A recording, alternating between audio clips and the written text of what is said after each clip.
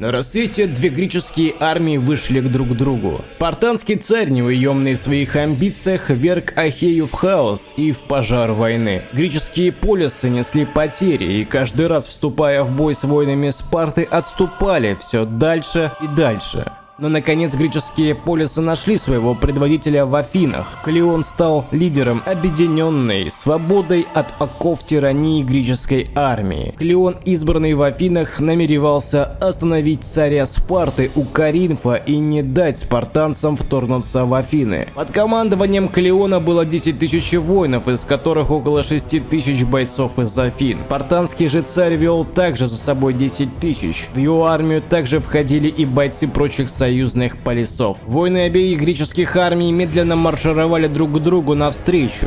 Клеон знал, что вступать в бой на условиях спартанского царя будет самоубийством для афинян. Поэтому Клеон затормозил марш армии и встал между склонами холмов в оборону. Спартанский царь не увидел ничего такого, что могло бы как-то повлиять на победоносное сражение, и продолжил ход воинов. Клеон надеялся сдержать армию спартанцев и в нужный час, когда воины Спарты утратят свои силы, начать контратаковать резервами, куда Клеон разместил лучшие свои подразделения отборных гоплитов. Спартанцы уже приблизились на достаточно близкую дистанцию. Лидер афинян приказал дать залп, и лучники Афин немедля обрушили шквал стрел. После того, как снаряды лучников обрушились на строй спартанцев и нанесли первый урон, царь спартанский, надеясь избежать потерь и дать своим стрелкам встать на необходимые позиции для перестрелки со стрелками Афин, что стоят на возвышенности, спускает всю свою армию с цепи и вместе со своими воинами бросается на фаланги афинян.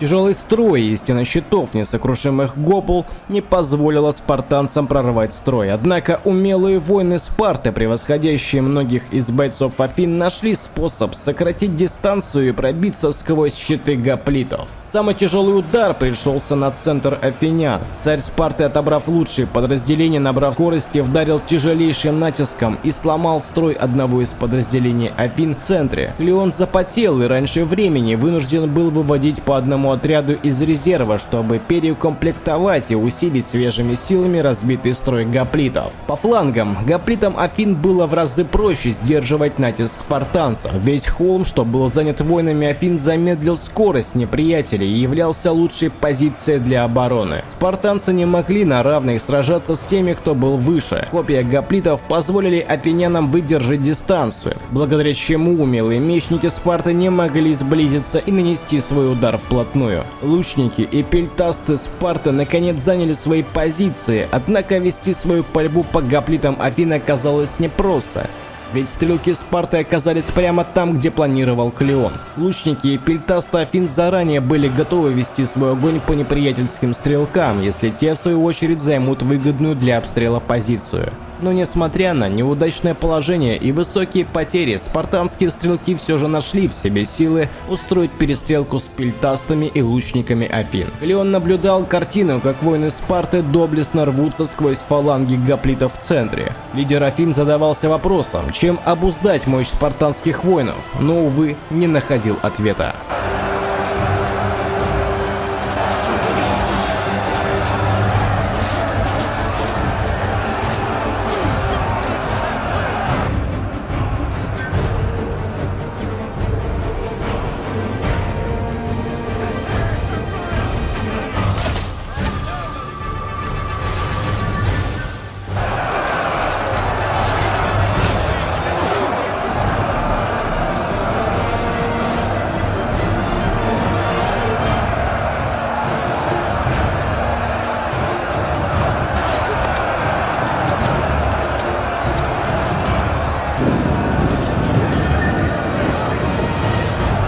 Спустя время ожесточенной схватки спартанским воинам удается прорвать основной строй афинян. Спартанцы нарезали греков и втаптывали тех в грязь. Клеон осознает, что враг ничуть не выдохся. Огонь в глазах спартанских воинов вынуждает лидера Афин вывести все свои подразделения из резерва и бросить их в бой, а о контратаке и речи быть не могло. Клеон пытался спасти уцелевших гоплитов после зверской резни, пополнив свежими силами фронт. Тем временем по флангам происходило то, что могло перевернуть исход боя. Мечники, коих бросил в бой по обеим флангам, спартанские царь никак не могли сократить дистанцию между своими клинками и гоплами афинян. Копья греков одни за другим втыкались в спартанцев. Неприятель утратил силы там, где Клеон ожидал этого меньше всего. Воины Спарты истощили свои силы, пытаясь вкарабкаться по возвышенности и ускользнуть из-под выпада афинского гоплита. Через 10 минут боя спартанцам удается разрушить уже свежие силы афинян в центре, вследствие чего первые спартанские воины, прорвавшиеся в тыл армии Афин, начинают заходить в спины гоплитов Клеона.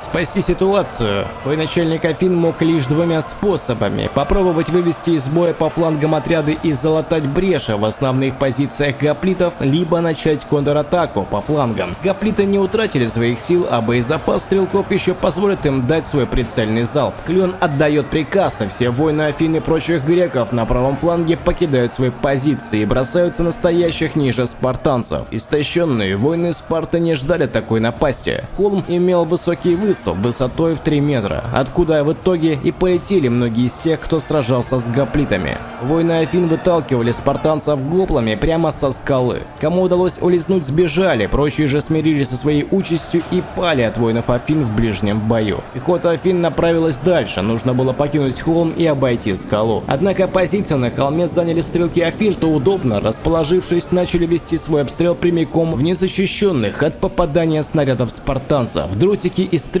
летели со стороны плеча руки, в коем спартанцы держали холодное оружие. Щит же находился по другую руку. Прикрыться от снарядов было невозможно. Шквал дротиков изрешетил спартанские подразделения и не оставил и шанса на отступление, ведь гоплиты Афин уже обогнули холм и направились в тыл всей спартанской армии.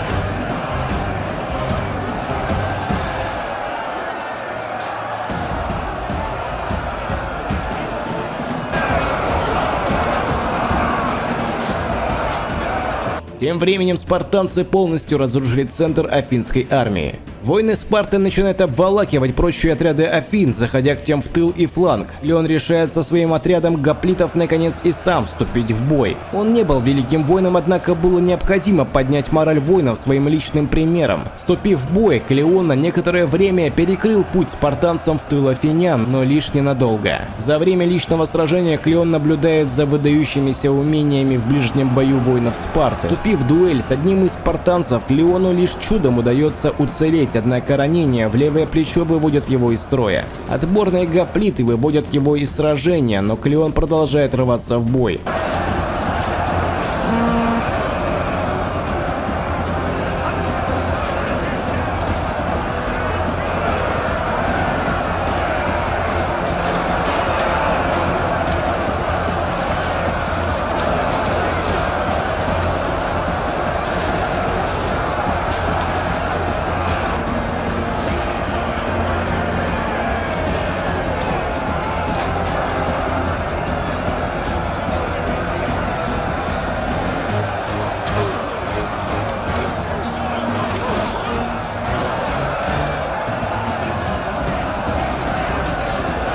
Армия Афин вот-вот падет. Клеон решает призвать все свои силы с флангов и стянуть их в центр. Таким образом, надеясь прижать спартанцев с двух сторон. Пробитый центр армии Афин и огромное количество спартанцев, оказавшихся в месте прорыва. Удачное совпадение, которым Клеон не мог не воспользоваться. Тем временем спартанский царь вовсю карал своим клинком гоплитов Афин, упиваясь кровью недругов. Однако каково было его удивление, когда тот узрел, как афиняне со всех сторон начинают окружать сражающихся спартанцев.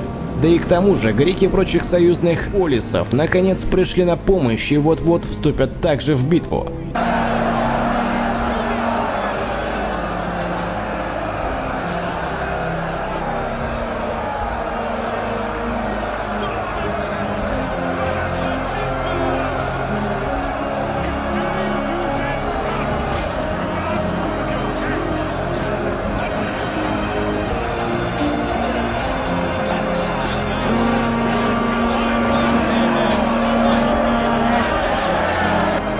Спартанский царь решает прорвать окружение и покинуть бой. Он не мог позволить погибнуть своим воинам, больше чем оно того стоило. Спартанцы лишь чудом вырываются из лап Клеона и бегут. Великий день для свободных греков Ахеи, но спартанцы еще явятся за головами афинян. Армия Афин в этой битве утратила половину своих воинов, спартанцы же 2/3.